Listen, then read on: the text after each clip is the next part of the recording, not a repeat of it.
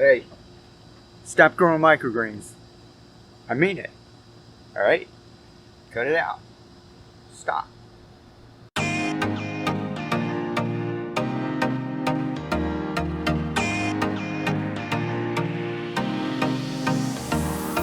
Stop using microgreens. Like what? It's Mr. Doozy. You've been telling us for over 2.5 years, to grow microgreens. What do you mean stop growing them? Now, I don't mean for everybody, but there's a lot of you out there. And tell the truth. Let me know down in the comments. All the videos that you've seen, me and other channels about growing microgreens, how many of you out there have, like, number one, tried it and it didn't work?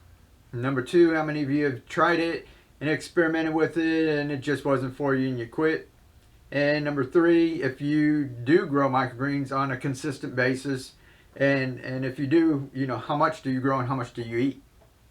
Now, it came to my attention because a couple of people DM'd me and emailed me. I get comments all over the place. I try to get to all of them, so if I haven't answered you, there's just so many of them across all these platforms, it's hard to keep up. But I saw a lot of comments about people, they weren't really crazy about microgreens. They look cool, and that's why when it first started, they called it a fad. There was something people like, oh, it's like some bougie thing, and they're going to put it on, fancy plates and things. But it's become more mainstream now, and I use it as an integrated part of my growing system. But some people don't like them. I love, like, the spicy ones, little radish and mustard greens. I like to, if you really don't feel like getting out the hot sauce and putting it on your sandwiches and that, or in your spring rolls, you can just cut a couple of those and put it in. Gives a little bit of spiciness without that, like, in your face kind of heat. So I love those. So I grow a bunch of those. And when it comes to other microgreens like pak choi that don't have a lot of flavor, I know it's tough for y'all to just grow a bunch of them and use them, and you're not really getting that much kick out of them. Either you're doing it for health, but certainly you're not doing it, just for fun, right? The other thing with microgreens that they don't really tell you is it takes a lot of seed.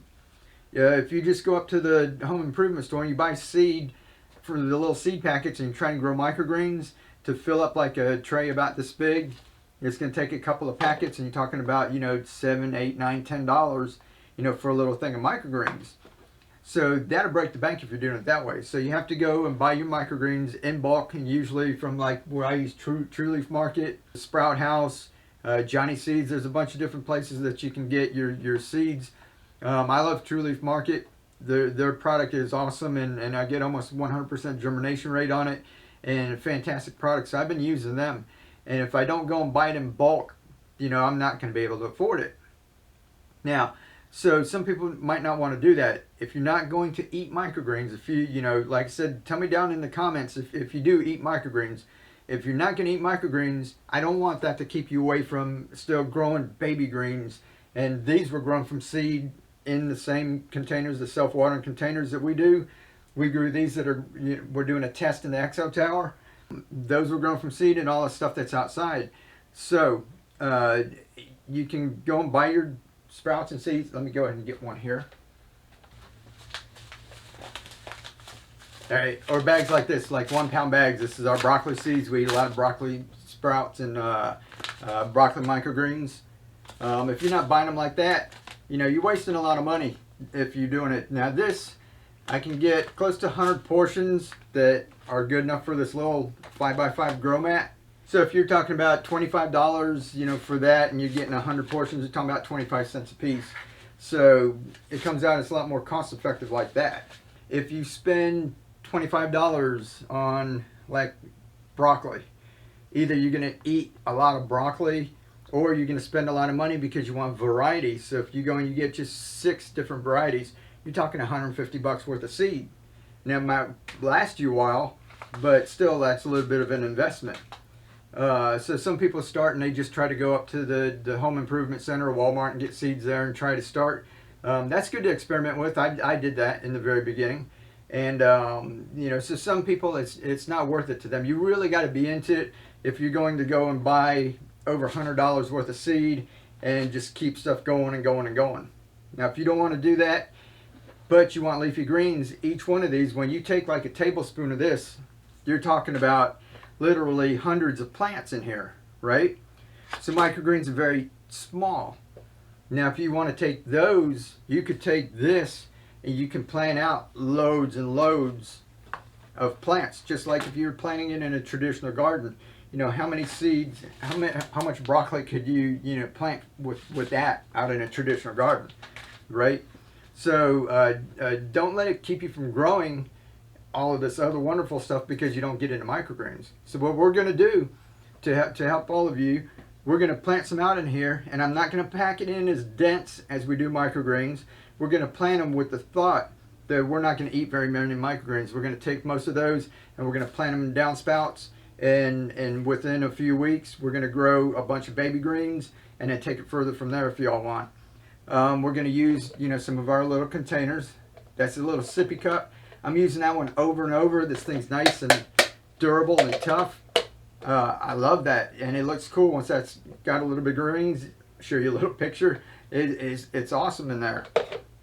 This thing from the Dollar Tree, I've seen a lot of you guys have been in the Facebook group and you've been leaving little pictures of this, the Keep On Growing Facebook group.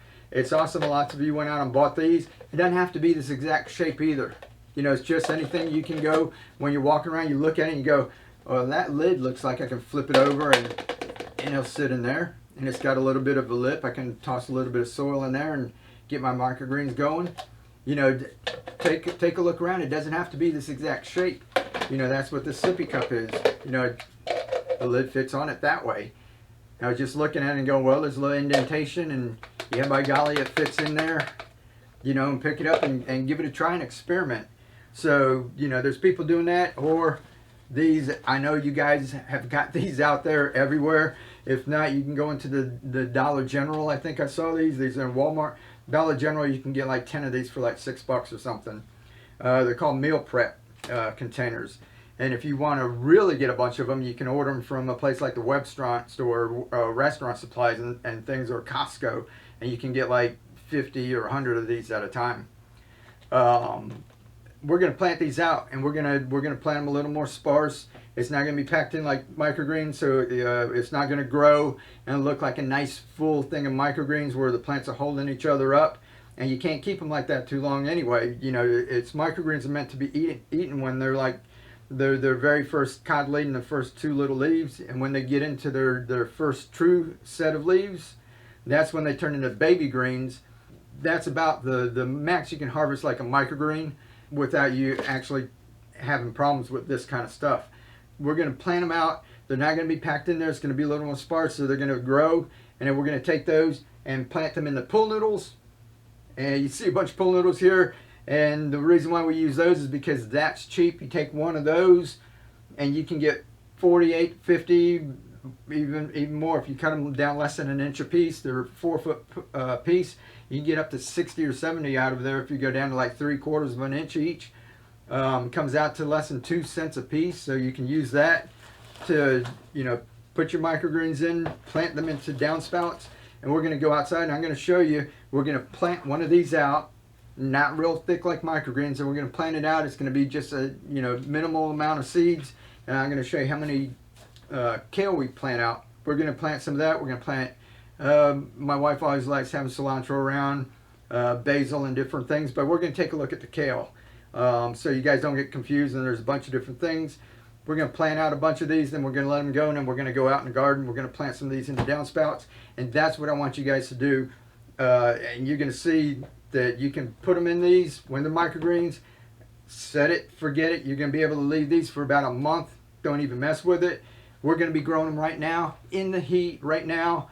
I know there's a heat wave going on around everywhere. We've got ours in the shade. They're going to grow a little slower. It's not going to be like you're in the spring or the fall and you've got it out in full sun all day and it's wonderful, 70, 80 degrees outside, and your plants are loving it. It's going to be tough, but it's possible. We're doing it here in Florida. We had 90-degree weather last week. Luckily, we went down in the high 80s this week. I know you guys are across the country in the 100-degree weather. Give stuff like this a try. You can't just place these in the direct sun all day long. Morning sun's best, and then when it starts to heat up, make sure they get shade. You might want to go ahead and insulate these, wrap them around with some wood and insulation or something, or try and grow it indoors like we did up on top here. Remember this one we had a couple of grow lights from Brad, Hidden Harvest Grow Lights. We had a couple of things of basil in there just doing wonderful and growing inside.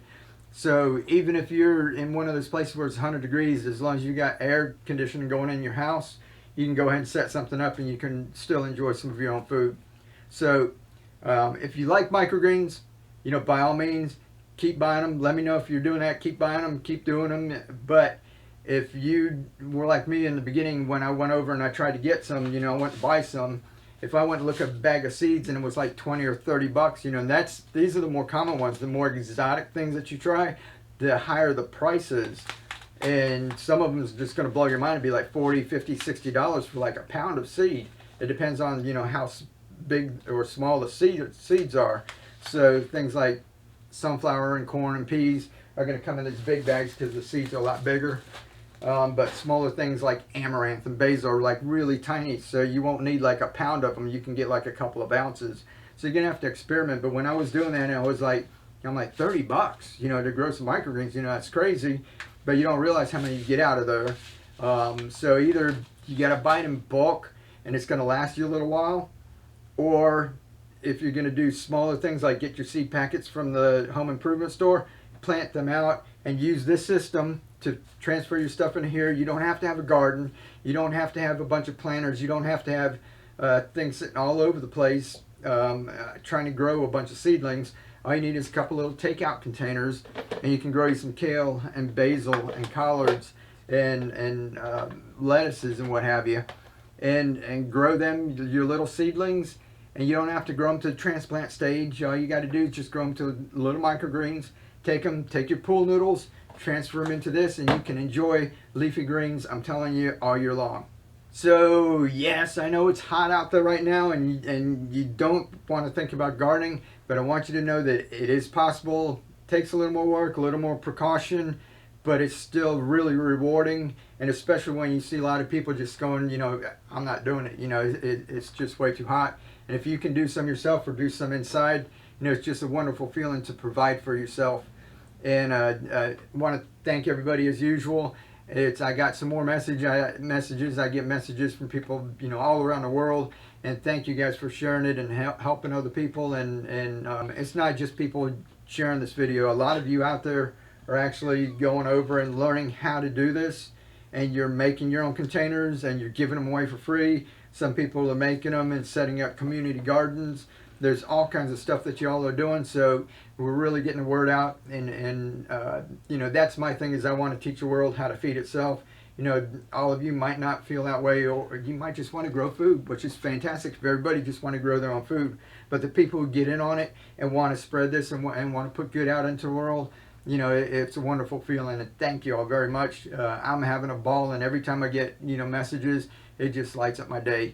And I hope it helps you guys too, and I hope that I want to share it up with y'all, you know, that you really are helping, that little things like this can help make big changes in the world.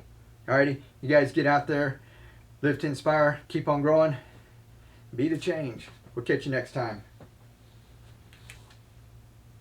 That's a cat going through the back here. Alrighty, later.